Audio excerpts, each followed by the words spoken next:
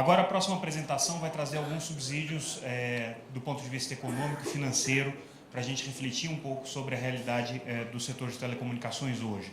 Quem vai fazer essa apresentação é o Marcos Aguiar, ele é Senior Partner e diretor da BCG South America, Boston Consulting Group. Então, depois da apresentação dele, a gente vai fazer a discussão. Marcos, peço uma salva de palmas para ele.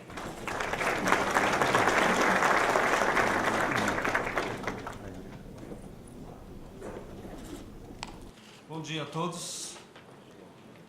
Eu sou baixinho aqui. É um prazer estar com vocês aqui novamente. Nos últimos 20 anos, a gente vem acompanhando esse setor numa perspectiva econômico-financeira e de geração de valor. E nos últimos 4 anos em particular, a gente tem tido o prazer de participar desse painel com uma abordagem realmente muito estruturada de acompanhar o que de fato vem acontecendo com esse setor.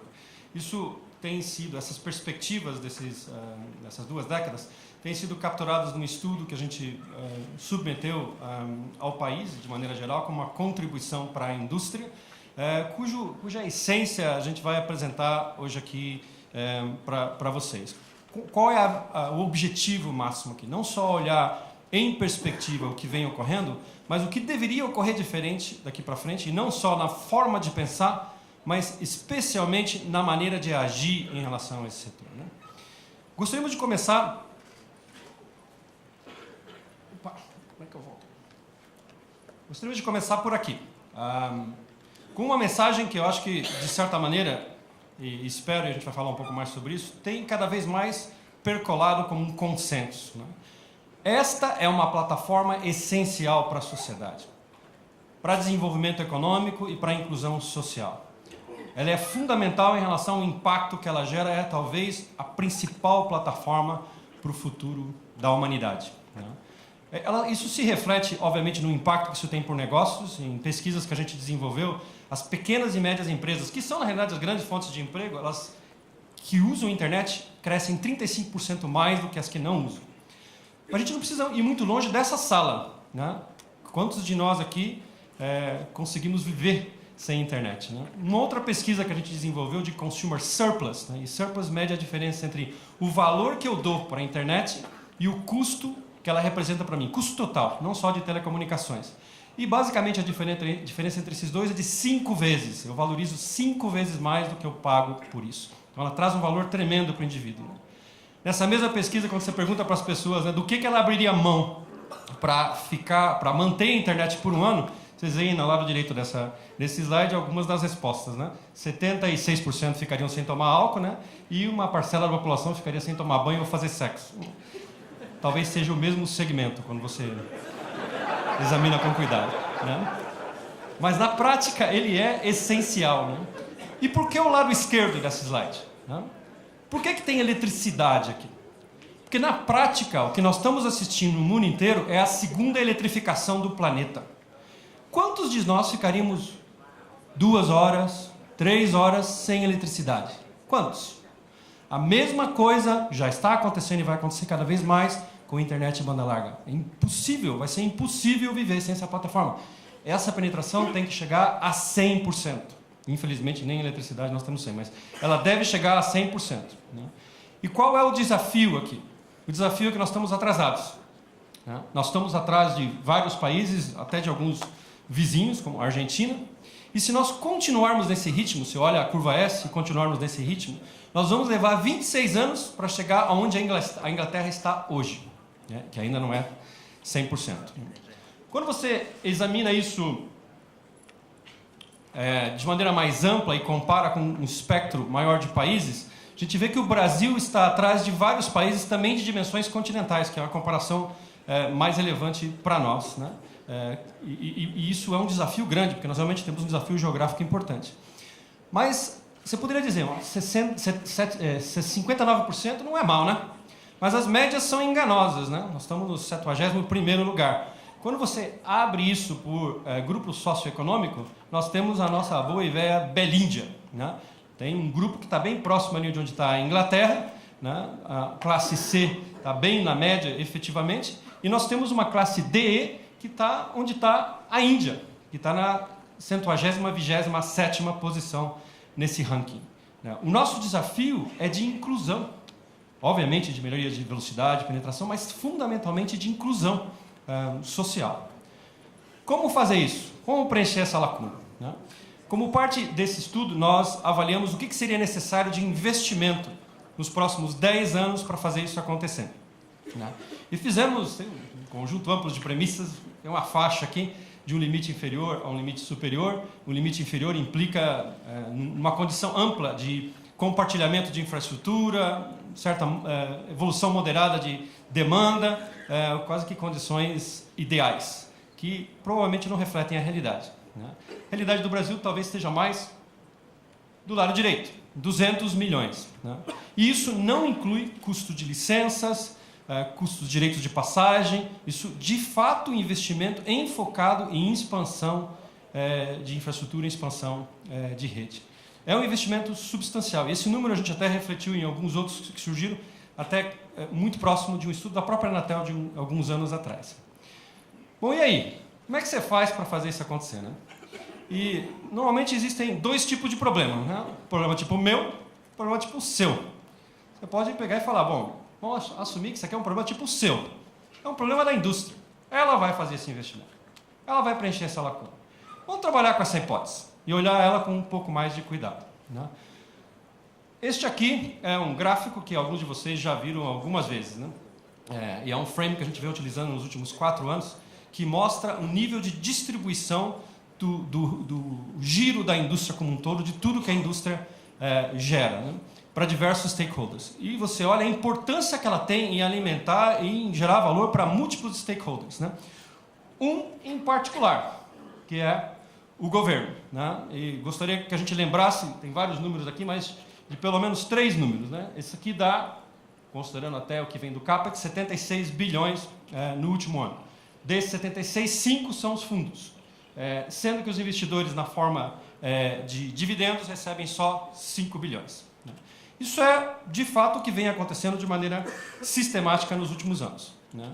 A má notícia é que essa situação, na prática, tem se deteriorado, né? Com uma relativa, deteriora de maneira relativa. Depois a gente vai ver números absolutos, né? Com uma ampliação disso daqui, uma redução desse outro lado. Quando a gente olha o P&L e o caixa das operadoras, numa visão de fato econômica, como a gente se propôs, a gente tem essa fotografia. Aqui a gente tem a receita total bruta, impostos, receita líquida, o OPEX total, caixa, até o nível de CAPEX que a indústria gera. E as cores aqui refletem quanto o key stakeholder, na realidade, captura daquele valor, né? E aqui fica bastante evidente o nível de captura de governo, 40% de tudo que é gerado na indústria, né? Os 191 bilhões, em contrapartida com os 3% capturado pelo investidor. O que é desafiante aqui é que, na realidade, também tem havido uma deterioração desses números, né? E aqui nós estamos falando de reais deflacionados, sem inflação, né? E o que você observa aqui é que a receita, de maneira geral, nos últimos 3 anos, tem se reduzido, encolhido de maneira real, com um impacto importante na geração total de caixa da indústria, que tem comprimido a capacidade de investimento da mesma, restringido o investimento efetivo dela. Eu falei, bom, estamos falando de geração de valor. E o que acontece com o investidor numa condição como essa? Como ele pensa, né? E acho que é importante, porque eu costumo dizer que o investidor é um animal bastante simples. Entende? E como é que ele de fato pensa, né? Ele pensa basicamente dessa maneira, né? Esse aqui é um gráfico que compara a margem de caixa com o giro de ativos, e aí plota curvas de ISO-ROCE, de retorno sobre capital empregado da indústria. E o que a gente nota, quando você agrega todos os economics das operadoras e calcula isso ao longo do tempo, é que tem havido uma deteriorização do retorno da indústria, de maneira sistemática, ano após ano. Flutua um pouco caixa e giro de ativo, mas a deterioração do ISO-ROCE ela é sistemática, né? Estando nós hoje em 4% de retorno sobre capital empregado, o que de fato é bastante baixo e bem abaixo do WOC da indústria, que é 15% ao ano ainda nesse gráfico, né? Isso significa que não existe de fato incentivo para aqueles 200 bilhões ocorrerem. Mas vamos um passo além, né? Vamos fazer uma conta de padeiro, né? Aqui. Vamos colocar alguns daqueles números, e é conta de padeiro, mas isso aqui é aproximado, né? Aqueles números em perspectiva. O CAPEX do último período histórico, próximo do histórico, 29 bilhões.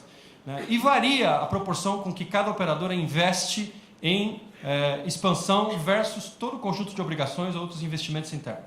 E a premissa que a gente teve, em média, foi de mais ou menos 50%. Então, 15 bilhões é investido em expansão nas áreas potencialmente com maior retorno. Né? Se você for colocar os 200 bilhões, 10 anos, simples de novo, conta de padeiro, em perspectiva, você está falando, olha, eu preciso ter 6 bilhões a mais de investimento somente nessa questão de expansão. 38% a mais. Você poderia dizer, mas isso é razoável, né? Qual é o desafio aqui? Com 4% de ROCE, eu não justifico nem os 15 históricos. Então, na realidade, eu não tenho que justificar 6, eu tenho que justificar 20 por ano. Né? E com os níveis de retorno, com a maneira como a indústria tem operado, esse investimento espontaneamente não vai ocorrer. O que significa na prática? Tem dois tipos de problema, tipo o meu, tipo o seu. Na prática, esse é um terceiro tipo de problema. Isso é um problema tipo nosso. Não vai acontecer se não houver um esforço integrado, indústria, governo, de maneira ampla, para que isso de fato ocorra. Né? Os números deixam isso bastante evidente. Né? Quando a gente examina o que ocorreu em perspectiva, nós falamos muito desses primeiros pontos aqui, né? Os economics da indústria. Né? Eles realmente se deterioraram. Quando a gente olha o que ouvimos, a gente presta atenção no que ouvimos ontem na abertura, na fala do presidente Juarez Quadros, a gente vê uma ampliação muito grande da consciência da importância dessa plataforma para o país e da necessidade de gerar incentivo a investimento para que isso ocorra. Infelizmente, essa consciência ainda não se mostrou em ação efetiva. Né? Não nos movemos ainda para a ação. Né? Tem um progresso, mas que não se configurou em dinâmica. Uma boa energia potencial, uma falta de energia cinética. Nesse estudo que a gente fez, a gente propõe 10 princípios na forma de pensar em relação a esse próximo período como uma contribuição para como lidar com esse desafio olhando para frente. Né? Eu vou passar rapidamente por eles, tem uma profundidade em cada um, mas de maneira bastante simples. Nós estamos falando do seguinte, a indústria como a gente conheceu, como uma cadeia de valor, como concessões, ela não existe mais na prática. Né? Isso é um ecossistema em camadas em que você precisa entender de maneira muito clara como se gera valor, como os players operam, quem compete com quem, e atuar de maneira regulatória com uma cabeça de camadas e não com uma cabeça ou de concessões ou de cadeia de valor. Com isso, é importante entender que um certo nível de compartilhamento de infraestrutura vai ser fundamental, mas ele precisa ser racional, porque senão eu de alguma forma inibo investimentos futuros, se eu acreditar que tudo vai ser compartilhado sem um critério muito claro. Eu preciso ter transparência em relação a onde se gera e onde se destrói valor nessa indústria. Sempre se falou muito de, não, vamos olhar isso como operações integradas, é um problema da operadora, problema tipo 2, de como elas vão lidar com geração e destruição de valor. Eu preciso entender isso muito mais claramente e atuar de maneira segmentada em relação a áreas ou segmentos que cronicamente destroem valor versus que geram valor.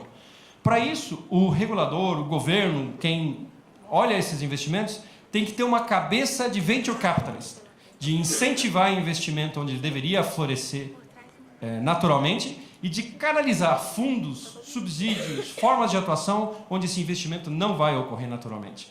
Uma mentalidade de investimento e de venture capitalist. Né?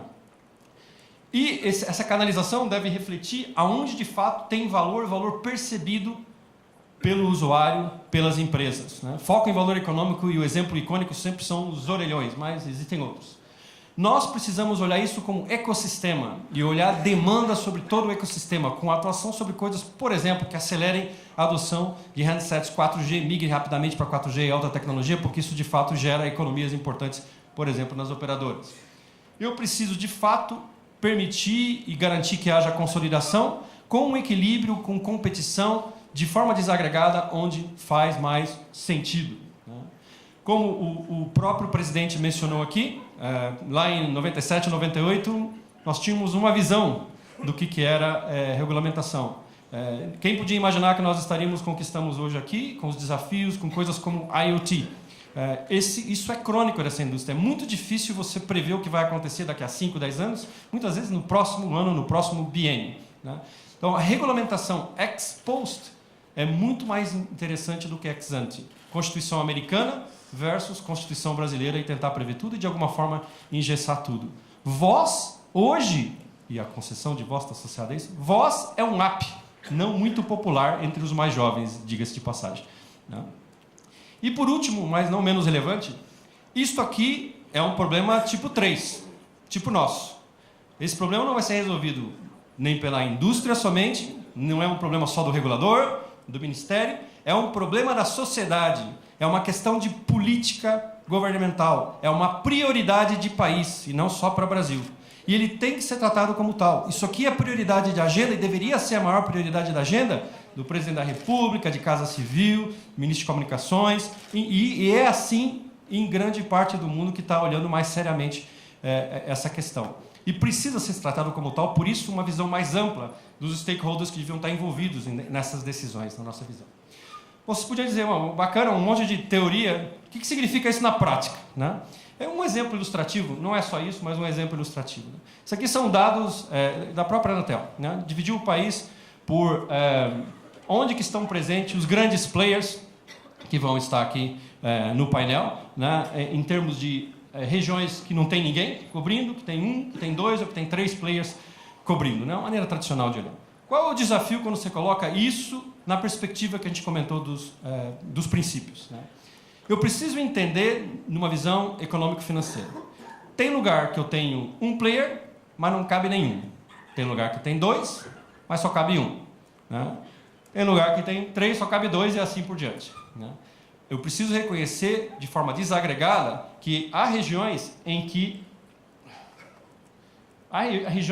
há baixa atratividade. Na realidade, não tem espaço para nenhum player.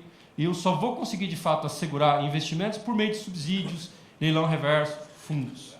Há lugares que, de fato, cabe um player. E eu vou ter que regular este player focado em valor para o cliente. Qualidade, custo. Né? Há lugares que cabem 2. Eu deveria focar em atratividade e impulsionar a competição. E há lugar que cabe 3 ou mais, devia imperar a livre competição e um enfoque muito grande ex post. Né? A gente precisa fazer isso se tornar real nessa perspectiva. Né? Obviamente que tem um desafio dessas fronteiras. Essas fronteiras implicam em entender muito bem potencial, acessibilidade, tecnologia, competição e, em última instância, o que significa do ponto de vista de sustentabilidade econômico-financeira, para a gente tomar as decisões certas. Né? Novamente, você poderia dizer, não, uma boa visão. Né? Quanto disso reflete-se na realidade hoje do mundo? Né? Quando a gente examina o que vem ocorrendo, isso aqui são só alguns exemplos ilustrativos. Essa abordagem desagregada, entendimento de necessidade de sustentabilidade econômica e da maneira de atuar distinta por diferentes situações, vem sendo adotada em diversas iniciativas no mundo inteiro, né? E notadamente até em países desenvolvidos. Quando você olha aqui, Inglaterra e França, você poderia ver, mas por que esses, né, com um território tão contido, ainda tem desafios de fato, financiar regiões que não são econômicas. E realmente eles existem. E você precisa encarar eles de frente e tratar eles de forma distinta. Esse é o caminho de Inglaterra, França e de vários outros países no mundo. Mas a mensagem mais importante aqui para nós é essa. Vários desses projetos começaram há mais de 4 anos. Né? E começaram além do discurso, na ação. Né? Esse é o nosso desafio. Essa aqui é uma corrida em que nós estamos ficando atrasados, que nós precisamos atuar de maneira mais forte, que nós precisamos trazer como uma prioridade de país. Né? E só para dar uma ideia do porquê que isso é relevante, eu gostaria de concluir, e eu acho que tem um passo importante antes de chegar lá.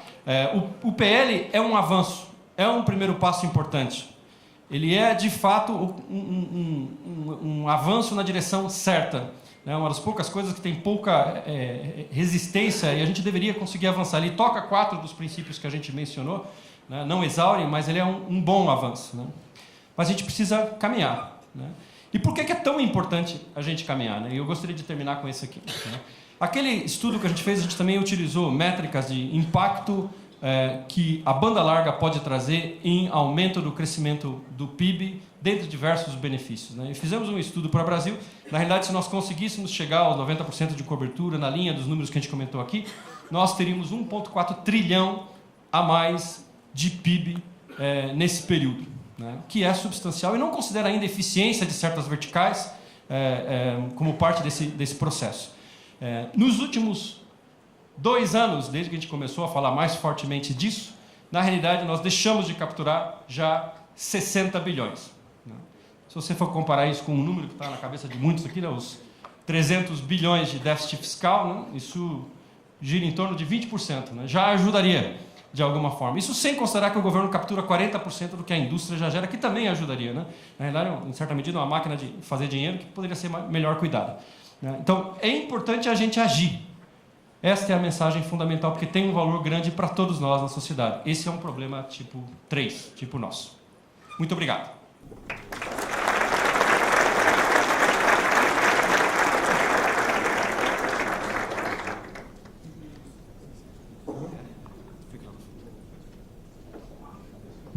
Muito obrigado, Marcos. Eu acho que, em termos de subsídios agora para a próxima sessão, a gente está bem servido. O Marcos vai continuar e eu gostaria de convidar, então, agora para fazer a moderação e a montagem da mesa, a Cláudia Tozetto. Ela é colunista do jornal Estado de São Paulo e ela vai ser a moderadora hoje. Peço uma salva de palmas para a Cláudia.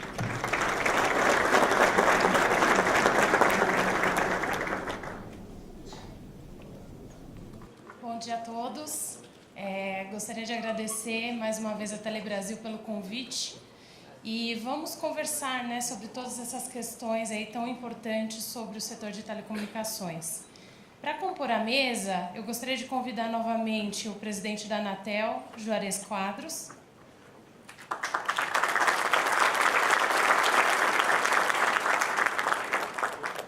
o presidente da Claro Brasil, José Félix,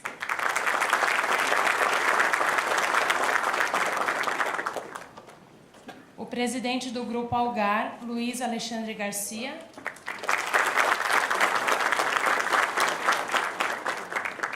o presidente da Oi, Marcos Schroeder,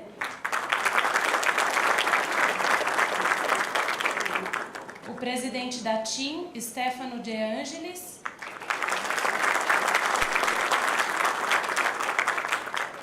e o CFO da Huawei, Júlio de Souza.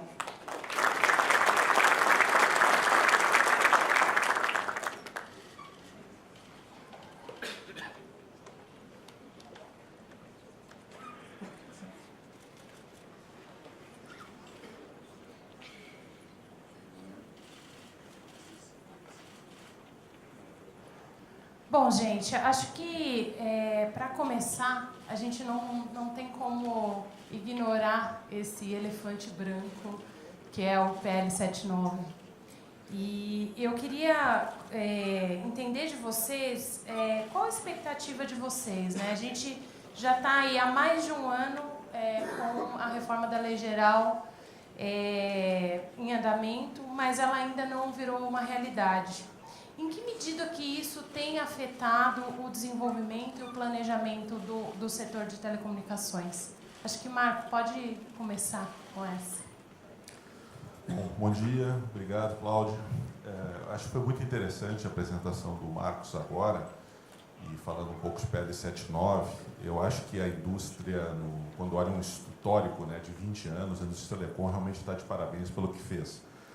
Né? Quer dizer, o presidente Quadros falou de fila de telefone fixo, que a gente fez a universalização, fez telefonia móvel, fez banda larga, e mesmo os números que foram mostrados, quando olha a renda do Brasil, a nossa banda larga, quer dizer, em termos de penetração, respeita, né, essa relação com a renda. Claro que temos que fazer mais, mas eu acredito que a coisa, talvez de 4 ou 5 anos, a indústria perdeu uma chance de se comunicar com a sociedade, com o governo, e um pouco paralisou. Né? Quer dizer, acho que o PL 79 é um exemplo disso. Né? Quer dizer, a gente carrega obrigações que ninguém mais quer, as empresas não querem, os clientes não querem, é ruim para o país. Né? Eu sempre uso os exemplos dos tupis, né, dos orelhões dentro da Oi. Gasta 300 milhões de reais por ano e ninguém se apropria daquilo. Né? Quer dizer, é ruim para a Oi, mas é ruim para a sociedade como um todo. Quer dizer, vamos pegar, direcionar esses 300 milhões para banda larga em escola, banda larga em local que não tenha viabilidade econômica, né? E a gente não tem conseguido andar com essa agenda, né? Quer dizer, eu vejo boa vontade, a gente acredita até que esteja próximo, né? mas é realmente uma agenda que eu acho que, como indústria, a gente tem que encarar de frente, fazer uma comunicação com a sociedade, né? Deixar claro, quer dizer, um momento. A indústria parou de fazer dinheiro, né? O exemplo da Oi sempre é um exemplo mais claro, pela questão da reestruturação da dívida com terceiros, mas se pegar meus colegas aqui de mesa, quer dizer, que obviamente não carregam dívidas aqui, carregam dívida nas suas holdings, muitas vezes no exterior, quer dizer, não estão remunerando o capital, como foi mostrado, tem 4% de retorno sobre o capital. Uma indústria como essa, com certeza, tinha que estar acima de 10%, 12% o retorno. Né? Quer dizer, então, não tem incentivo hoje para investir, a gente tem que destravar isso. Né? Que a gente tem que mostrar que a indústria de telecom tem um papel, inclusive, para ajudar no desenvolvimento. E, pegando exemplos, né? Tem estados que na conta de telefone 68% é imposto. Quer dizer, uma pessoa fazer uma recarga de telefone pré-pago de R$10, 6,8 e ir direto para as diversas esferas do estado e 3,2 vir para a operadora, quer dizer, significa que a telecom não é prioridade, né? Que a gente não consegue vender o papel que eu acredito que a indústria de telecom tem que ter. E o PL 79 é um primeiro passo. Não vai resolver tudo, mas acho que sim, temos que dar senso de urgência para virar essa página, até para discutir outros assuntos, né? Que com certeza a indústria tem que trazer à mesa. Félix, você quer comentar? Eu acho que o Marco fez belas ponderações que resumem bem essa questão da situação econômica das empresas, do ponto de vista do investidor, né? Então, tomando as palavras aí do Marcos, né? Essa conscientização, que parece que caiu a ficha, que parece que existe agora uma convergência de que é uma indústria importante, tem que transformar isso verdadeiramente em ação, tem que fazer com que as coisas andem. E pelo que eu ouvi do ministro ontem, numa reunião que houve na Telebrasil, com a diretoria da Telebrasil, o ministro está super otimista. E eu fui um dos muitos aqui dessa sala que participaram da reunião com o presidente do Senado, né? E acompanhei, estou acompanhando de perto essa questão toda e compartilho com a opinião do ministro, que ninguém melhor do que ele para sentir essa questão do calor político em função da experiência que ele tem. Compartilho de que realmente as perspectivas de que finalmente andem esse PL são muito boas. Mas assim, como o Marco falou, isso é um pedacinho da coisa, né? Tem muito mais por aí a ser feito. Não, o PL não vai resolver todos os problemas da indústria, longe disso, mas tem uma parcela aí fundamental que tem que tirar da frente, né? Eu acho que chegou a hora, não dá mais para esperar. E se o PL passar, a gente pode esperar um aumento no montante de investimentos no setor? Stefano, você quer falar um pouquinho? Oi, bom dia a todos. Com certeza a evolução do quadro normativo gera mais confiança nas empresas e gera uma maior propensão para os investimentos também, porque vai aumentar, felizmente, aquele valor que o Marcos estava mostrando do baixo retorno do investimento que tem. O quadro normativo, regulatório, mas não só de regulamentação do setor, o tema dos impostos é fundamental para criar este círculo virtuoso sobre a indústria. E também ressaltando o que já foi dito, acho que o PL é um dos pedaços mais importantes, até mais discutido, mas é uma parte, não? A gente tem temas que já estamos, é como quando a gente se coloca em uma fila no carro atrás de um caminhão. Não, o PL hoje para mim é um caminhão que está travando todo o resto dos cambios que nós precisamos, não? Tem outros países que já estão falando de 5G, que já tem espectro liberado para oferecer banda larga móvel com acesso móvel para o serviço residencial. Isto já é uma realidade em muitos países. A gente viu aqueles números que mostrou o Marcos sobre a dificuldade que tem o Brasil na penetração da banda larga. Tem muitas coisas que o PL é só um enabler de que pode depois, que tem que acontecer, não? E este com certeza abre grande oportunidade de investimento e de retorno econômico para a indústria, para os operadores. Na apresentação, o Marcos falou da necessidade, né, de investimentos da ordem de 200 bilhões para que a gente chegue aí a uma penetração de banda larga de 90% no Brasil em 10 anos. Eu queria ouvir um pouco de vocês, se vocês consideram esse valor viável, considerando o contexto atual. Garcia, você quer começar? Quero. Bom dia, Cláudia. Bom dia a todos. É interessante esse contexto. Todos nós aqui temos apresentações que foram feitas para discutir esse assunto. Essas apresentações já foram feitas na Fiesp, na FIENG. O ano passado era igual, o ano retrasado e esse ano. Eu acho, Cláudio, uma constatação que a gente tem é o seguinte: tem muito movimento no mercado e pouca ação. Todos os índices indicam pioras. Receita decrescente, EBITDA decrescente, capex decrescente, arrecadação de impostos decrescentes, porque se está vendendo menos. O Brasil está na 71ª posição do ranking mundial, 24 anos para alcançar um país de primeiro mundo, e 200 bilhões de investimentos. A indústria vem investindo nos últimos anos 30 bilhões de reais por ano, é o que está na Carta de Brasília. Então, só fazer a conta para a gente ver o tamanho do gap. E eu diria o seguinte: no modelo atual, nós não vamos cumprir esse gap. Não se faz transformações importantes com ajustes. O Brasil tem que pensar em desconstruir o modelo e fazer um modelo novo. A palavra é desconstrução. Nós vemos o apoio imenso do Executivo através do ministro Kassab, um alinhamento muito grande com a Anatel, com o nosso presidente. A gente vê o Legislativo com envolvimento importante. Nós vimos aqui ontem a quantidade de parlamentares no nosso evento. Mas o que acontece é o seguinte: nós vemos parlamentares aqui defendendo a evolução de um modelo de telecomunicações, e a hora que chega no plenário, os seus partidos votam contra uma evolução do modelo. Então, eu diria o seguinte: este é um modelo que ele é o pilar do desenvolvimento, a conectividade ele é o pilar do desenvolvimento do século XXI, que chama-se digitalização.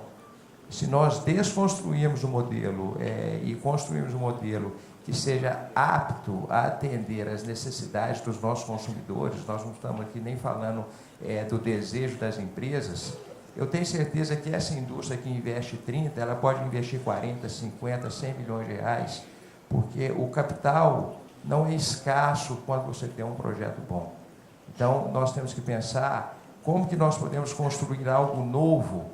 O PL, como foi dito aqui por todos, ele é uma correção de rumo, ele é mais uma ferramenta. Mas nós temos que realmente desfazer o que foi feito e construir algo novo num projeto de governo. E nesse projeto de governo, eu acho que a indústria que está aqui muito bem representada tem capacidade, competência e consegue sim capital para fazer os investimentos necessários. Maravilha. Lembrando que a plateia pode participar mandando perguntas via aplicativo para a gente, e eu vou ler as perguntas de vocês mais para o final do debate. Outro ponto importante, acho, da apresentação do Marcos é essa questão de ter uma regulação mais moderna e mais flexível para os serviços de telecomunicações. Aí eu queria que o Quadros falasse um pouco sobre o PL 79, ele é suficiente para atender essa demanda por essa regulação mais moderna e mais flexível, ou a gente vai ter que mexer em outros regulamentos depois que esse passar? Obrigado, Cláudio. É claro que somente o PL não resolve tudo, né? E falando em projetos de lei, eu entendo que na sua origem faltou um trabalho político, porque, como fala o Luiz Alexandre, o parlamentar vem, participa conosco nas aberturas dos trabalhos, se compromete, faz uma declaração de apoio e depois tem problemas a nível do partido, né, em si. Eu entendo que nesse projeto de lei eu não gosto de voltar muito ao passado, né, mas que às vezes a volta ao passado é para chegar de volta ao presente. Mas eu entendo que a grande reforma, por exemplo, que foi feita com a Lei Geral, aí em 1997, houve um comprometimento a nível de país, ou seja, a nível do Estado, né, em que estavam comprometidos todos os poderes, o Executivo, o Legislativo e até o Judiciário também participou quando houve necessidade de algum suporte. Então, havia um comprometimento geral, né, nas lideranças, inclusive, do próprio Congresso Nacional. Os diversos partidos ali estavam também assistindo e envolvidos. E talvez aqui, nessa hora, na hora em que, de repente, talvez em função das crises políticas que têm sido constantes, isso dificulte um pouco o trabalho também, de vez que haviam líderes naquela ocasião, por parte do Executivo, por parte do Legislativo principalmente. A liderança do Presidente da República, com todos os seus ministros comprometidos no processo.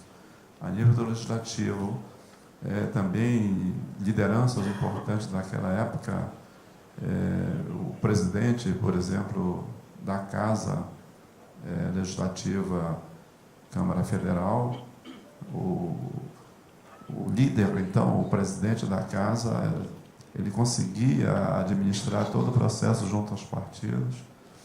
E nessa hora do projeto de lei agora, do momento presente, ele tem horas que caminha, mas de repente há algum acidente de percurso. Isso aí é algo que faz com que dificulte o andamento do processo. É claro que o projeto de lei é necessário, todos nós pugnamos por ele, de forma que ele vai equacionar uma série de problemas, ou nem vai equacionar, os problemas não existem mais, né?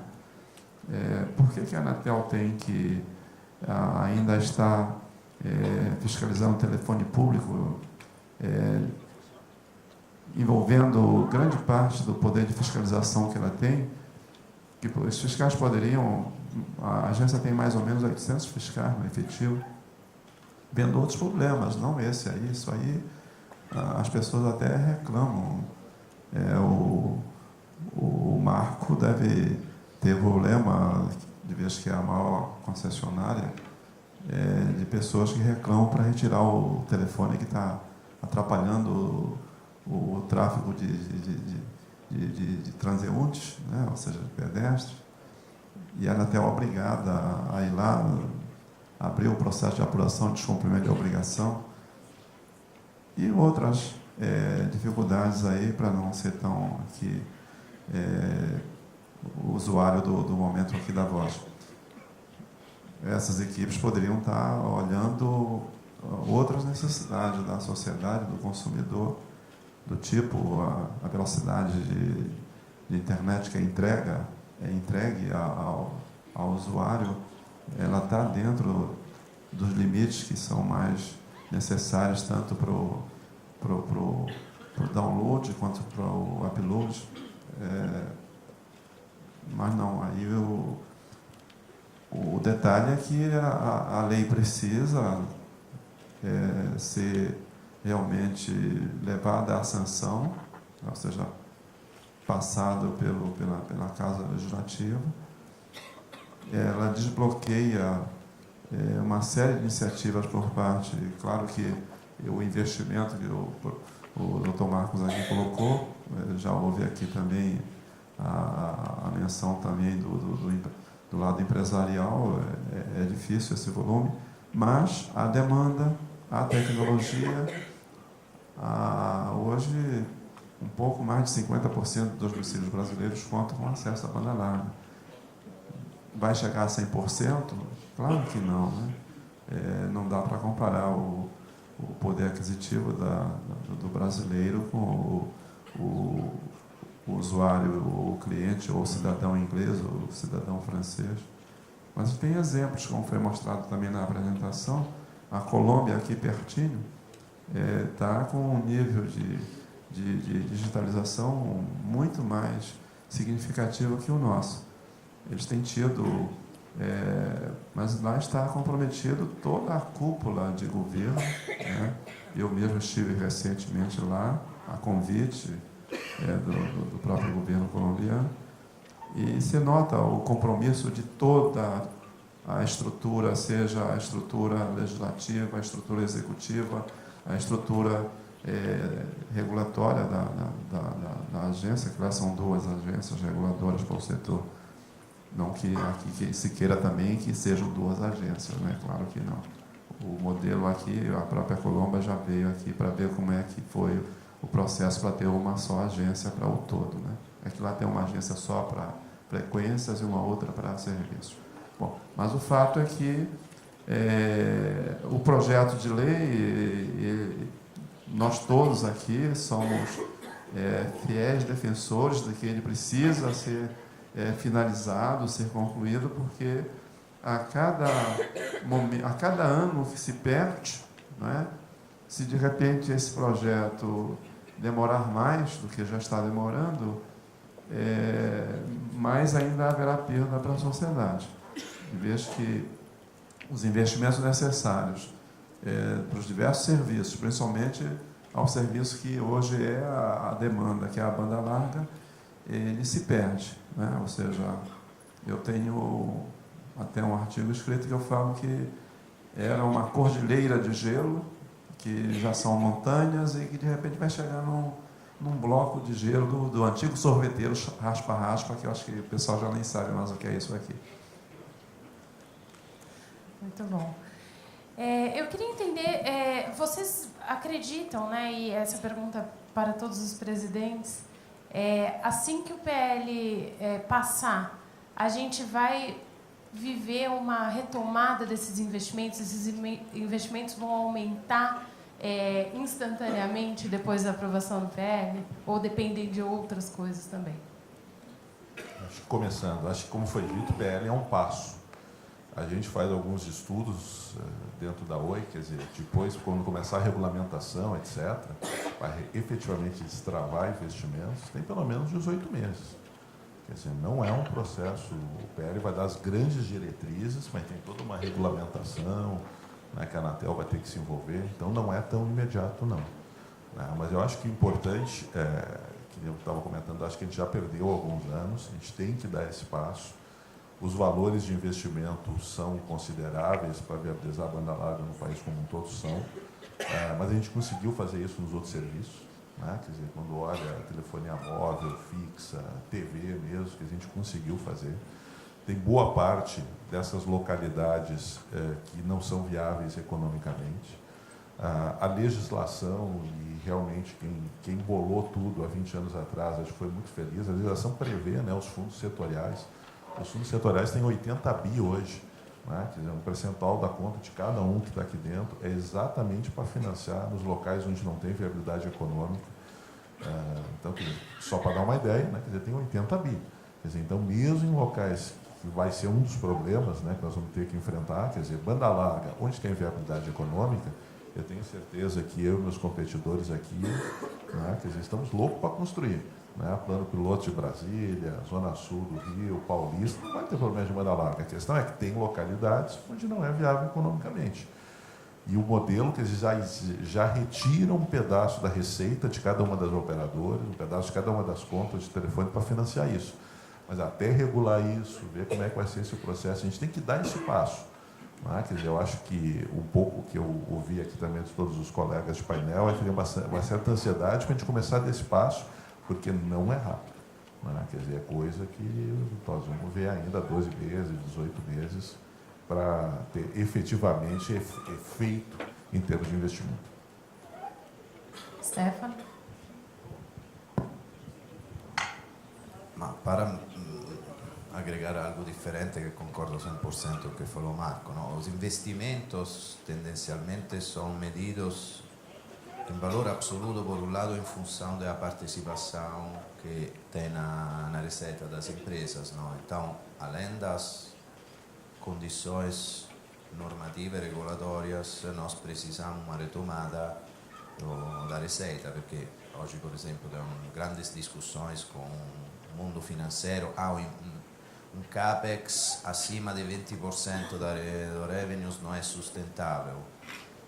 Podemos fazer esta discussão, mas não agrega muito. O tema é que 20% do revenues, que se é 100 é 20, se é 200 é 40. Então, um dos elementos, além da regulamentação, é as condições que nos permitam de aproveitar do grande crescimento que tem da demanda da um ponto de vista da receita, porque a receita é a única grande alavanca dos investimentos. Não tendo receita, não tendo as condições de crescer o faturamento, as empresas não vão ter como aumentar os investimentos. Também se vai ter a regulamentação melhor do mundo. E sendo que, porque a gente está aqui otimista, porque a demanda está, as premissas para a revisão deste quadro regulatório está. Então, neste sentido, a gente sim acredita que vai ter uma retomada de investimento, mas tem que estar diferentes elementos e também voltando um passo atrás na discussão, na pergunta anterior. Quando agora, os 6 bilhões de reais a mais por anno che il settore precisaria, pode ser un calcolo certo, errato, pode ser 8, pode ser 5. Non so se foi feito de propósito, até a gente estava comentando com Mário na apresentação. Este é mais ou menos o valor dos fundos arrecadados todos os anos. Ou seja, quando nós somos perguntados, tem como financiar este investimento incremental? Na verdade, eu deveria responder sim. Porque a gente já está recolhendo fundos que estão exatamente destinados a esta finalidade. Então, por isso, quando a gente fala, tem um quadro que não é só o PL, tem um quadro do setor onde tem grande otimismo, mas tem que acontecer as coisas. E aqui voltamos ao tema do caminhão que trava, não? A gente tem que começar a fazer que as coisas aconteçam, fazer diferente. Então, seria uma questão de usar esse valor que já tem nos fundos? Já tem discussões que temos, acho que este até vai acontecer, porém, os fundos estão por este motivo. Foram criados por este motivo e nós temos que fazer todo o possível para que sejam usados por este motivo. E este dinheiro nós já estamos recolhendo todos os anos. Não é um imposto a mais. E é do setor, né? Porque ou senão muda de nome de fundo para imposto, né? Arrecada como imposto. Mas o fundo é do setor, é para financiar exatamente essas necessidades do setor. Quem entende de governo diz que esses fundos não existem mais há muitos anos e que são irrecuperáveis. Bem, concordando com o Luiz, o modelo brasileiro ele pode ter sido montado para funcionar. Entretanto, o brasileiro ele fez com que o modelo se tornasse montado para não funcionar. O modelo de telecom no Brasil, do jeito que está, ele não tem jeito.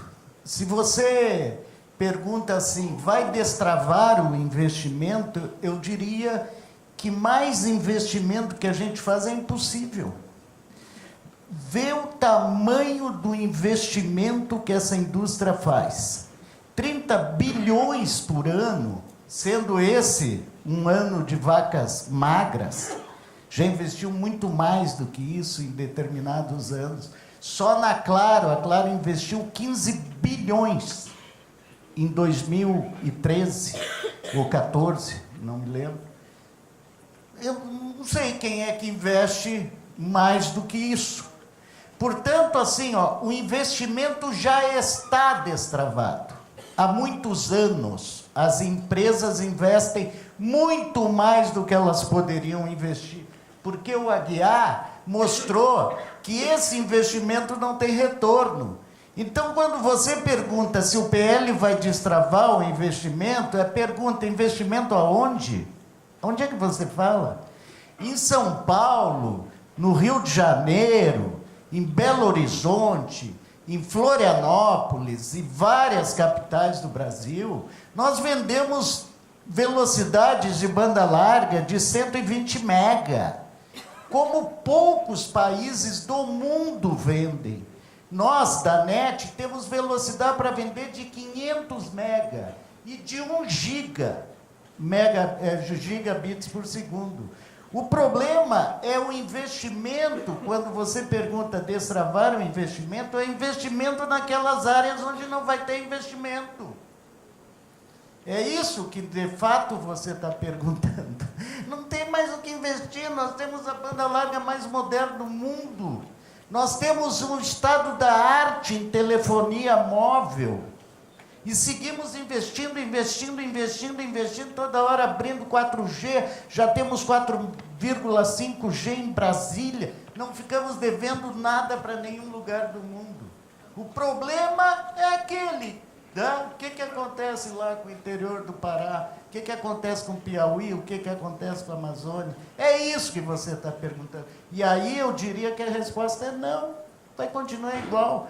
Porque ou muda o modelo para funcionar, ou muda o brasileiro, ou nós vamos continuar sem banda larga. A Telebrás foi criada para, teoricamente, ajudar nesse processo. O que a Telebrás fez? Está comprando coisa em Brasília, onde tem 500 para fornecer o percurso. Ela está gerando dois problemas. Um problema para o Estado, que vai pagar mais caro, e um problema para a sociedade, que vai pagar a conta. E um problema, aliás, 3 para a iniciativa privada, porque vai parar de gerar emprego exatamente onde não tem problema. Então, onde é que está o problema? Então, tem uma inversão de valores, tem uma inversão de tudo. Então, enquanto não acabar esse populismo e querer agradar com palavras a população, o modelo brasileiro vai ser esse fracasso que é na interiorização, na universalização. Ninguém reclama em São Paulo, né? Quem quer e tem dinheiro, paga tranquilo lá R$50 e tem uma banda larga maravilhosa. O problema é que tem gente que não pode pagar R$50.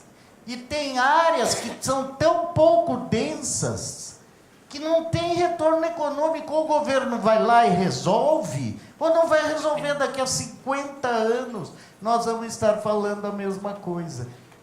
Retardando o crescimento do Brasil e deixando esse povo aí na pobreza que a gente sabe que é, sendo esse um alavancador fundamental para o desenvolvimento socioeconômico e cultural da população. Bom,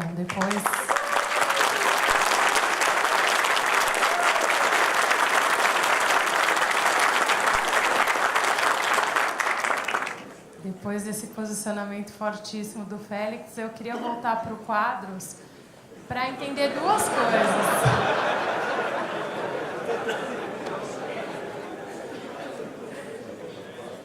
Quadros, como que a Anatel pretende estimular as operadoras a, de fato, investir nessas áreas onde o potencial de retorno é pequeno, né? Como que você enxerga isso e qual é a possibilidade de destravar esses recursos, né, dos fundos setoriais para, de fato, investir nessas áreas? Eu vou contar rapidamente uma história. Quando eu era gerente de departamento na empresa que eu comecei, eu dizia assim: o dia que eu for diretor desse negócio, eu resolvo esse problema. Aí tá, eu fui diretor. Aí eu dizia: o dia que eu for presidente, eu vou resolver isso aí. Aí fui presidente, né? Bom, o dia que eu for para a holding e for diretor da holding, eu vou dar jeito nesse negócio aí. Vim para a holding. Aí eu dizia assim: o dia que eu for ministro, eu resolvo esse troço. Bom, então, vamos parar por ministro, né? Mas é claro que ele tem razão, ou seja, os fundos setoriais estão aí para superávit primário, não é? E de muito tempo, não é problema desse governo, do governo passado, de outros governos passados. Nós somos bons para arrecadar, eu já falei isso numa reunião na Fiesp, lá em São Paulo, e péssimos para usar esses recursos.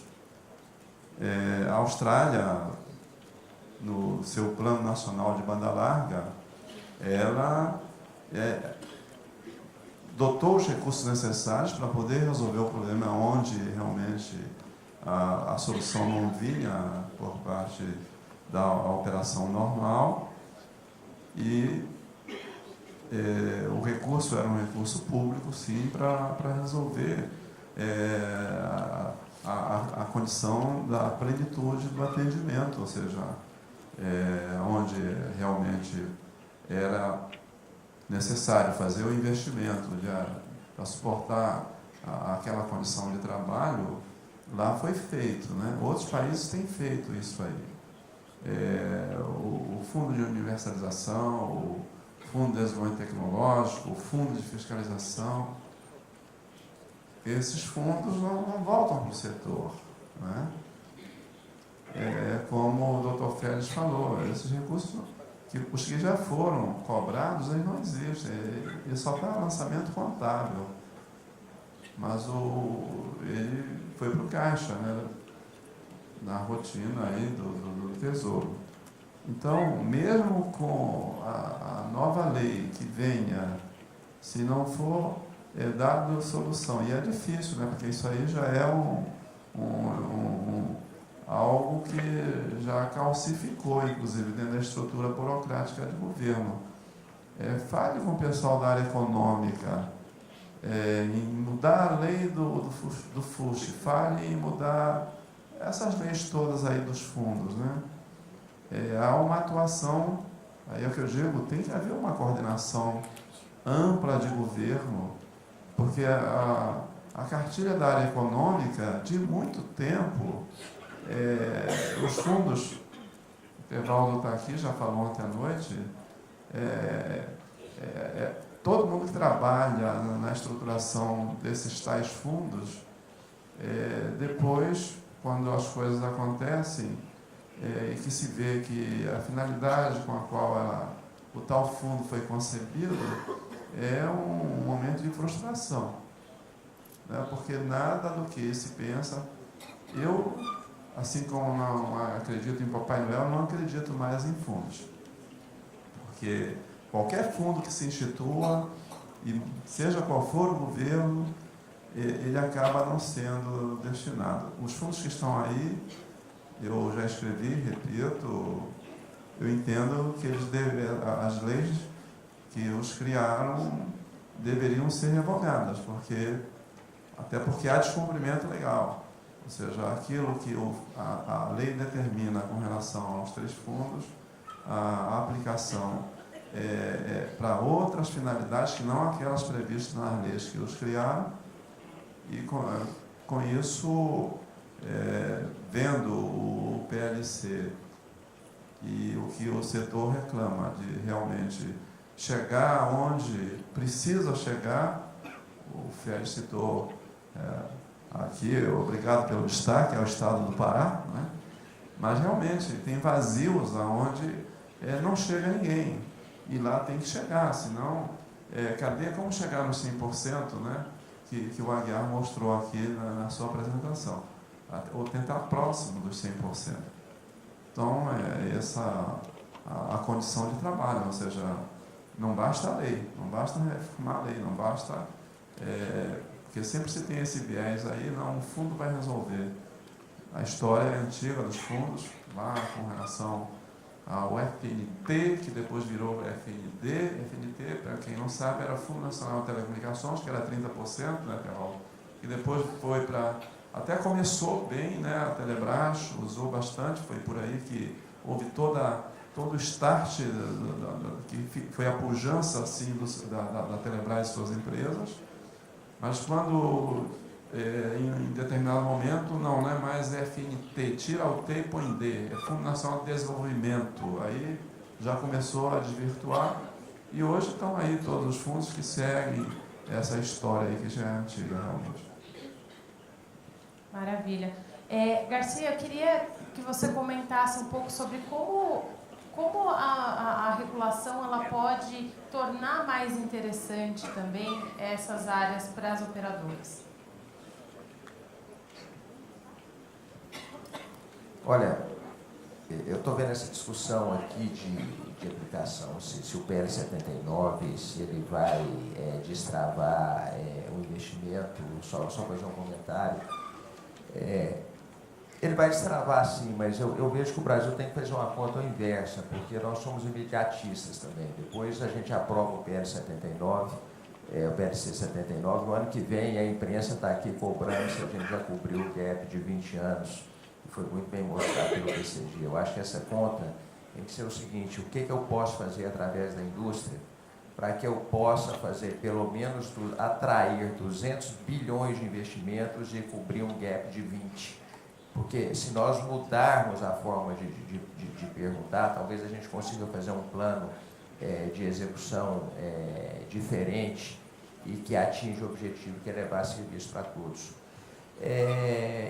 Em relação à pergunta que você fez, a regulamentação, eu peguei um nome novo aqui que eu não conhecia, mas que chama-se VICA. VICA quer dizer o seguinte: nós vivemos hoje num mundo volátil, num mundo incerto, num mundo complexo e num mundo ambíguo. Então, nós temos que criar um ambiente regulatório que ele se adapte a esse século XXI, aos milênios e aos centênios que nós temos aí. Quando eu vejo o presidente Quadros dizendo que a Anatel tem 800 fiscais, isso, e isso para mim gera uma coisa assim que eu fico imaginando o que 800 fiscais podem gerar de valor para a sociedade. Existe uma gama imensa de fiscalização de coisas que hoje a sociedade nem quer isso mais, nem cobra. E em termos de conceito, se nós pensarmos assim, vamos pensar numa regulação, por exemplo, que ela seja mais flexível, porque o ecossistema digital, ele é flexível e ele é dinâmico. Então, eu tenho que encontrar uma forma de fazer isso diferente. Ele tem que ser funcional e simples, e não mais baseado em estruturas ou em plataformas tecnológicas. Ele tem que ter um custo eficiente. Isso quer dizer o seguinte: eu não posso ter um custo de fiscalização que seja mais caro ou que onere demasiadamente o produto ou serviço que nós estamos oferecendo para os nossos clientes. Obviamente, ele tem que ser estável, porque quando nós estamos falando em infraestrutura, esse é um mercado que tem baixíssimos investimentos, que tem retorno a menos de 8 anos. Então, o investidor e a indústria, ele precisa ter uma certa previsibilidade dessas regras que vão existir, e ele tem que ser ágil, porque nesse mundo VICA que eu acabei de mencionar, a tecnologia ela muda de uma forma muito rápida, mas o que muda mais rapidamente ainda é o hábito do consumidor. Os consumidores novos hoje, quando eles compram um celular, eles não querem falar mais. Eles usam, sobretudo, dados, internet. Então, essa nova regulamentação que nós estamos aqui, que está em pauta, que está sendo discutido, ela tem que ser feita para esse novo mundo, e eu acho que o novo mundo ele será muito regulado através da competição. O cliente hoje ele tem capacidade de escolher, e se ele não estiver sendo atendido com a qualidade que ele acha que ele merece, simplesmente ele vai mudar de provedor, seja uma empresa grande, uma empresa local ou uma empresa nacional. Então, é um modo de pensar novo. A gente olha essa questão que foi dito aqui por todos, a aplicação dos fundos. Talvez não seja racional pensar nos 80 bilhões que o Marco falou que já foram arrecadados para trás. Eu também acredito que esse dinheiro não existe mais. Mas ou vamos aplicar o que está sendo arrecadado, aí, os 6 bilhões por ano, para resolver a questão de investimentos onde não tem retorno, ou paramos com isso. Porque esse é um custo invisível que aflige a todos. Outra questão delicada e que em alguns painéis o pessoal nem quis comentar a questão é a carga tributária sobre o setor. E aí, Júlio, eu queria que você falasse um pouco sobre isso, porque a gente está num contexto, né, de crise fiscal no país, então ninguém quer ouvir falar de reduzir impostos, mas como que a gente lida com esse problemão? Esse é um assunto que está em voga no país todo e não é só do nosso setor. Eu acho que isso aflige a todos nós e em algum momento nós vamos sim ter que falar e encarar essa situação de frente. Eu acho que antes nós temos questões já batidas, como nós temos o sistema fiscal mais complexo do mundo. Nós somos o país em que nós temos o maior número de pagamentos, o maior tempo gasto por pagamento. Perfeito, a gente consegue aí uma certa eficiência que pode ajudar. Mas na hora que a gente tem uma carga tributária que chega a 40% das receitas das empresas, eu diria que fica impossível para qualquer empresa ter a saúde financeira almejada. E uma coisa que a gente comenta aqui da legislação, da inclusão, mas eu acho que existe um outro ponto que é o que vai atrair investimento. Atrai investimento a garantia de retorno. Se eu não tiver retorno, o meu investimento não acontecerá. O meu acionista não concordará com isso. Então, fica talvez fácil colocar essa situação para que nós, da iniciativa privada, resolvamos a situação do governo. Mas a questão tributária é uma questão que o governo tem sim que resolver e vai passar por uma redução da carga fiscal. Porque ela é absolutamente, no longo prazo ou no médio prazo, ela não sustenta. Marcos, nesse mapeamento que vocês fizeram, você vê alguma solução possível para esse problema? Quando eu ouço e vejo várias das coisas que estão colocadas aqui, eu acho que parte da solução, ela de fato existe, né? Gostaria de primeiro agradecer ao Stefano, eu esqueci de mencionar, quando eu fiz a conta de padeiro, que de fato, e não foi conta de chegada, foi uma coincidência. Os 5 bi adicionais, eles estão muito associados, quando você olha o FUST, e esse dinheiro não existe mais, mas olhando para frente, a gente deveria encontrar uma maneira de canalizar isso, né? Pode parecer Papai Noel, mas é uma ferramenta efetiva para isso. Tem forma de realizar? Tem coisas, as TACs são um avanço brutal, mas elas têm que ser efetivas, têm que ser levadas a cabo, têm que ser utilizadas bem, né, para poder de fato lidar com canalização de fundos para onde eles deveriam ir. Eu fico muito feliz de ouvir o presidente Quadros aqui falar e complementar até no slide que a gente colocou, da experiência de Colômbia e de outros países. Essas coisas são reais, né, e por mais que o Brasil às vezes ache que isso não se aplica à nossa realidade, se aplica. O que a Austrália fez foi canalizar fundos de mineração para investimento em fibrar o país. Né? Por que nós não podemos fazer algo parecido? Né? E quando os estados pensam em aumentar impostos, na prática eles estão enxergando agora, esse é o problema muitas vezes de alguma inércia desse sistema, redução de arrecadação. Essa é uma visão míope. Na prática, eles estão comprometendo a própria galinha de ovos de ouro que eles têm nos seus respectivos estados. Então, parte da solução... E esse é o desafio de uma solução sistêmica, né? 2 desafios, né? Não depende de um só, por isso o nosso princípio 10. Depende de um conjunto de atores agindo na mesma direção. E isto é um desafio de Ministério da Fazenda, de Ministério de Planejamento, de Casa Civil, de governo. Ele tem que ser alto na agenda. E a gente tem que ser capaz de falar disso de maneira mais ativa. Esse é o primeiro.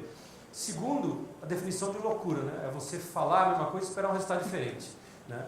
É um pouco o desafio que a gente está, né? Várias coisas e pequenos elementos do que já existe na indústria podem ser alavancados e levados para um próximo nível para encontrar essa solução. A indústria, de fato, investe muito. Nós estamos falando não de desbloquear, de canalizar esse investimento. E o desafio do investimento futuro, ele deveria estar enfocado exatamente onde ele rende menos. Quando você lembra do gráfico das classes CDE, é onde, de fato, eu vou ter um retorno menor do que onde eu já fiz. Quando eu já tenho um retorno de 4%. Ele é brutal. Se você não encarar isso de frente, nós vamos ficar para trás ainda mais. Então, tem sim sementes e coisas importantes acontecendo. A gente não pode simplesmente ignorar, acreditar, não, aqui não vai funcionar. Tem que funcionar. Porque nós não temos alternativa. Isso aqui não é como a Previdência, que eu também queria me aposentar, né, mais cedo, entende? Isso é um negócio que vai beneficiar todo mundo. Não tem por que não ir para frente. Só que a gente tem que levar isso na agenda de todos os setores envolvidos. Falta uma clareza, então, de coordenação, de prioridade disso no país. Exatamente. Política para o país. Muito bem. Hoje a gente tem duas operadoras, né, duas concessionárias em situação delicada, né? A Oi em recuperação judicial e a Sercontel, que está passando por um processo aí de ter as licenças cassadas. Mas são duas empresas muito distintas. E eu queria ouvir um pouco vocês sobre... É coincidência que hoje a gente tenha duas concessionárias passando por um quadro como esse? Não, na verdade, esses dois são só exemplos da crise que o setor vive. Quando o setor tem um retorno de 4% e os bancos cobram 10%, ou o acionista gostaria de ter 12% de retorno, todas elas hoje não são viáveis. As que dependem de capital de terceiros, o caso da Oi, não consegue pagar a sua dívida, né? Quer dizer, é uma operação positiva? A gente gera uma EBITDA de 7 bi, investe 5, sobra 2 bi por ano. Só que isso, o tamanho dos investimentos que a gente tem que fazer, né? Quer dizer, não é suficiente o capital que a gente gera. Então passa por reestruturar a dívida, né? No nosso caso, possivelmente não é a realidade das outras operadoras, já que os acionistas que aportaram os recursos, mas tem uma questão de futuro, nós temos que repensar a rentabilidade do negócio. Né? Quer dizer, senão, de novo, a indústria, o que vai acontecer? Ou vai ter uma nova crise daqui a alguns anos, em termos de resultado nessas empresas, ou, né, vão cortar investimento. Né? Quer dizer, não tem um caminho. E é uma série de questões. Falamos de fundos setoriais, falamos da questão tributária, né? Quer dizer, hoje existe competição efetiva, né, nos grandes mercados, quer dizer, os preços praticados no Brasil, quando tira imposto, e quando fala em 40%, estamos falando talvez em São Paulo, onde o ICMS é mais baixo em telecom, boa parte dos estados, mais que metade da conta é imposto. Né? Quer dizer, então isso tudo prejudica digamos, o retorno da indústria e a viabilidade futura. No caso específico das duas que tu comentou, são duas que efetivamente, quer dizer, têm dívida com terceiros mais forte, vão resolver, porque são negócios positivos, então é interesse de acionista, é interesse de credor, é interesse do regulador, do governo, dos clientes. Se fossem operações que não gerassem recursos, tudo bem, não tinha futuro, mas são operações que geram capital para investir e ainda sobra dinheiro. Então, é muito uma briga, vamos chamar assim, no caso específico da Oi, da reestruturação da dívida, no sentido de como é que vai se dividir o próprio capital da empresa depois da reestruturação. Quer dizer, já vão passar por esse momento, mas independente de fazer essa reestruturação da dívida, é importante a gente olhar um pouco mais adiante, né? Quer dizer, como é que a gente volta a tornar o setor, vamos chamar assim, rentável, para atrair investimentos, manter ou aumentar os investimentos que hoje tem. Stefano? Ottima pergunta. Acho que nós temos que dividir. Primeiro você falou das concessionárias, porque tem uma concessão, mas não esquecemos que tem outra grande empresa nacional que está em situação complicada, que é a Nextel, que já passou no Chapter 11. E por que estou introduzindo a Nextel? Porque acho que hoje o grande problema está em duas razões completamente diferentes. A Nextel e a Sercontel têm um problema de competição, não consegue ter aquela dimensão para competir no mercado que hoje, se você não é uma operadora nacional integrada com volume de momento não consegue sustentar aquela necessidade de investimentos. Então, acho que no caso das empresas mais pequenas é um problema que elas precisam de consolidamento porque não tem como se sustentar com a grande necessidade de investimentos que temos e o baixo nível de retorno econômico. O caso da Oi é diferente, a Oi não é uma empresa que tem resultados, me permitam, Marco, olha os resultados como está publicado no mercado, não é uma empresa que tem dificuldades de geração de caixa operacional. Foi uma empresa que usou muito a leva financeira e no momento que o setor, e um pouco também o país, ficaram numa situação de crise, claramente ficou em dificuldade. Então, acho que não temos que fazer um paralelo entre as concessionárias, acho que temos que analisar os diferentes casos sempre nesta ótica de entender que é um setor que hoje está passando uma situação muito complicada em termos de retorno econômico, então as empresas que por diferentes motivos, size, no caso da Circunterra Nextel, e leverage financeiro no caso da Oi, está mostrando muito mais das outras a dificuldade. E vou completar dizendo, a mesma TIM, um ano e meio atrás, não é que estava em uma situação esplêndida, porque estava com uma geração de caixa negativa. Nossa sorte é que não estávamos com endividamento, nosso leverage era praticamente nulo, mas também a TIM, agora, pelo trabalho que foi feito, conseguimos recuperar bastante, temos resultados de geração de caixa positiva, porém a mesma TIM pagou bastante a situação que se criou no país no 2014 e 2015. Então, portamos novamente a discussão que está um pouco como fil rouge deste painel.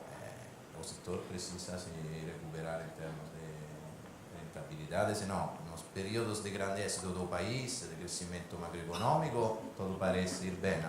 Quando chegamos naquela fase um pouco mais complicada, os problemas financeiros das empresas emergem muito mais, de forma muito mais brutal.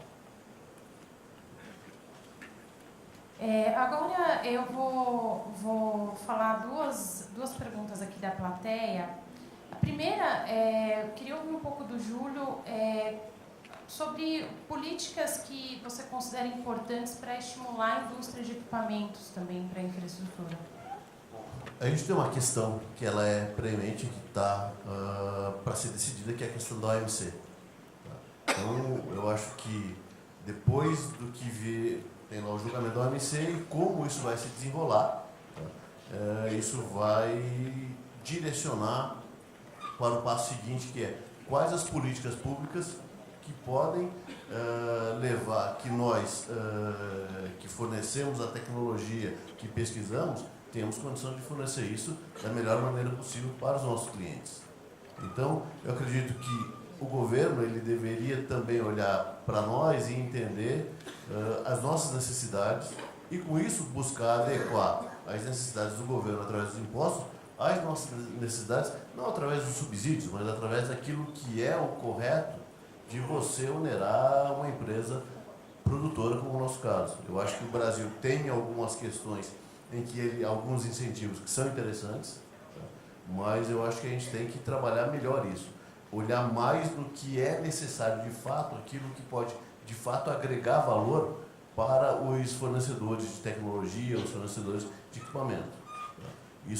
Porque isso acaba afetando a cadeia. Na hora que eu consigo produzir de uma forma mais eficiente, com custos melhores, os meus clientes que estão aqui, eles também terão condição de prover um serviço de melhor qualidade a custos mais interessantes, aonde os nossos consumidores finais poderão, então, ter a tão sonhada inclusão, onde a gente vai poder abranger mais a distribuição dos nossos serviços.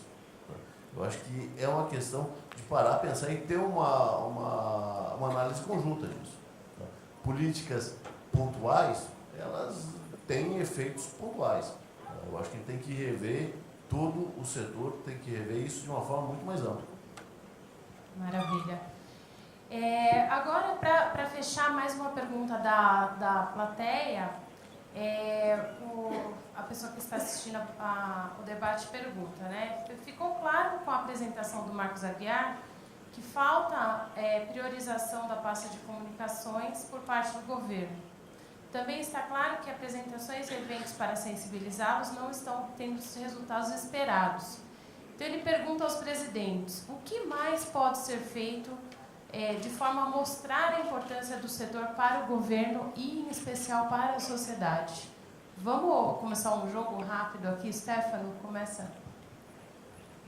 Eu acho que o setor está fazendo um esforço muito grande. Eu, honestamente, trabalhei em outros países, nunca vi uma movimentação de um setor tão junta, alinhada. Então, acho que nós, não é para usar a desculpabilidade que a gente, na nossa casa, odeia bastante como conceito, mas acho que o setor está fazendo muito.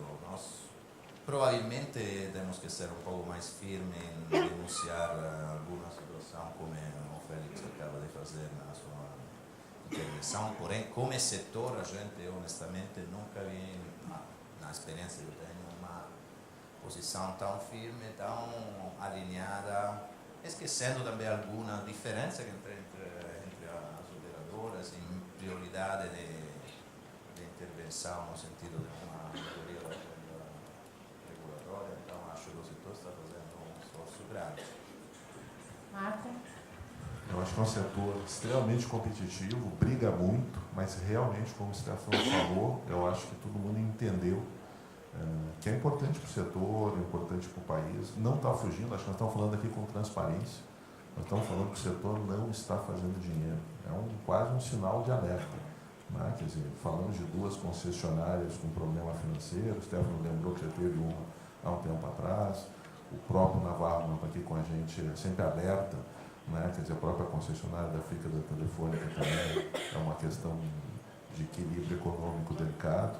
Né? Quer dizer, então estamos tratando com transparência e precisamos, junto, construir ideias. Né? Quer dizer, passa por PL 79, passa por questão tributária, passa por fundos setoriais, passa talvez por outras questões, mas não estamos fugindo.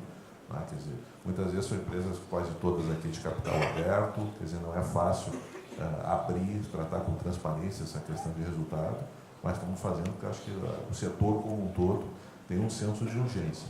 A gente realmente, quer dizer, há algum tempo vem tentando trabalhar para reverter o quadro, não conseguiu, e agora estamos tratando isso de uma forma bastante aberta.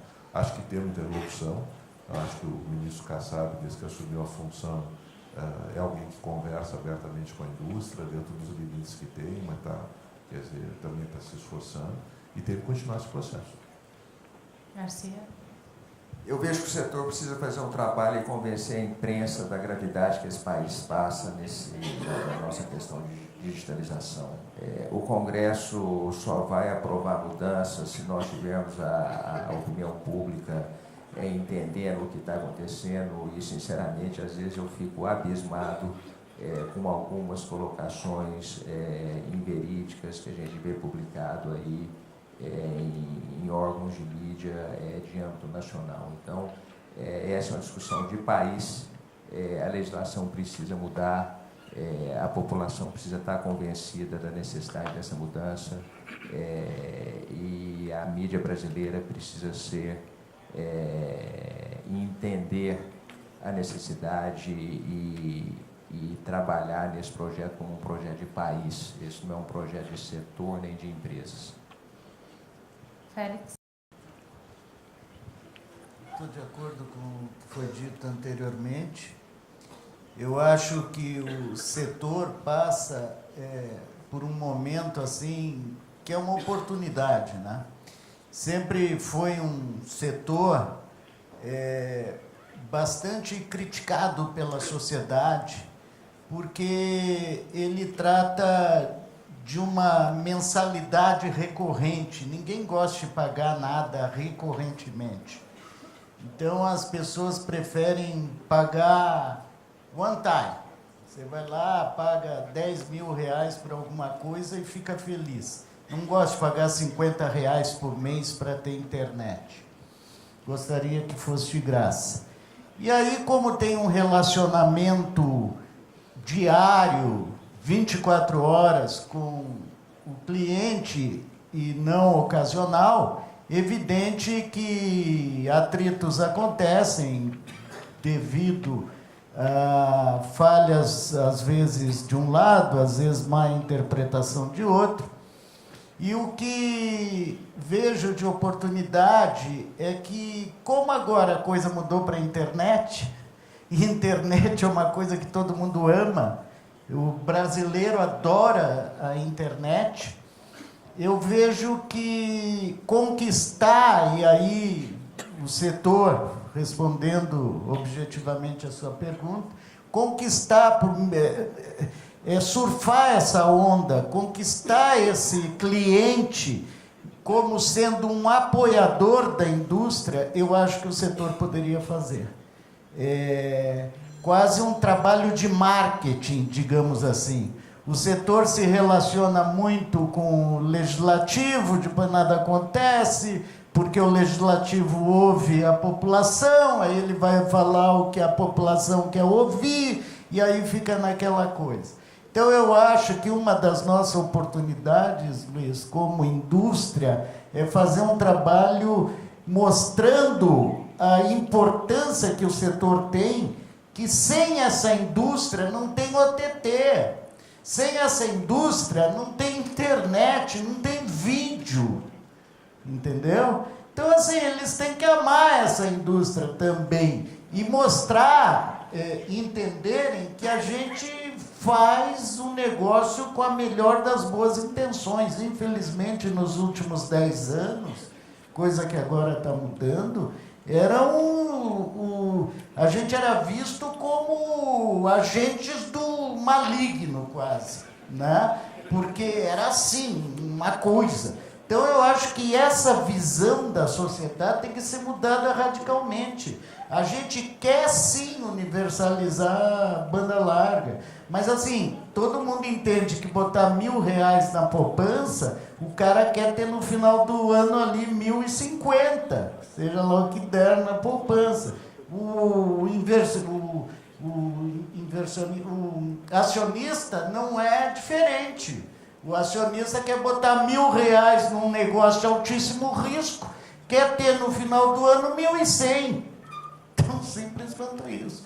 Então, ninguém aqui é agente do mal, ninguém aqui é interesseiro, todos nós queremos o bem do país, e é esse o trabalho que eu acho que o setor, como indústria, poderia fazer. Uma tentativa de conquistar essa população e fazer aí um ciclo reverso, digamos assim. A população vai demandar do poder legislativo e do poder executivo ações que beneficiem a expansão e universalização do nosso negócio. Gente, o papo está ótimo, mas já encerramos aqui nosso tempo. Gostaria de agradecer a presença de todos os nossos painelistas. Eu posso pedir 1 minuto? Claro. Não, só 59 segundos. Bom, o meu primeiro emprego foi de jornalista.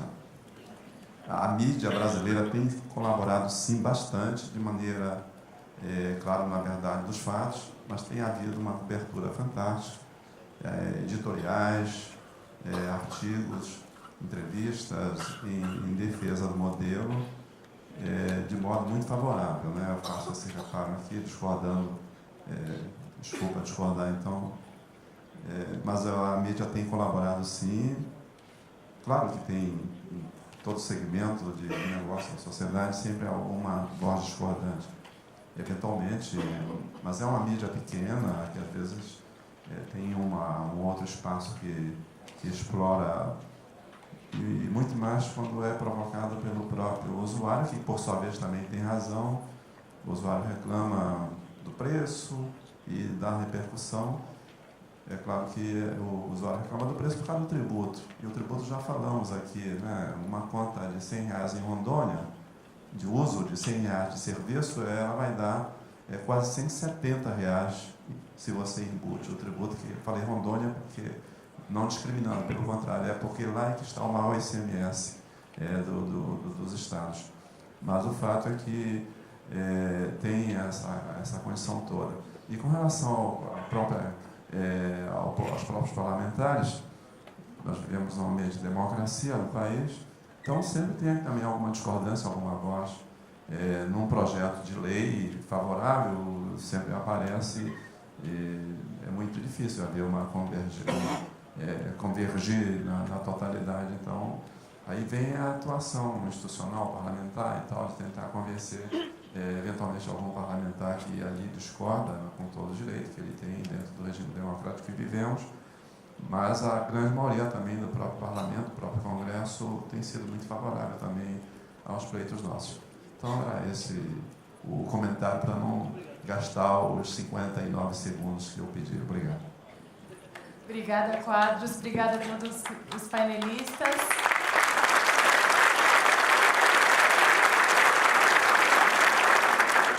Seguimos aí com os próximos painéis. Muito obrigada, gente.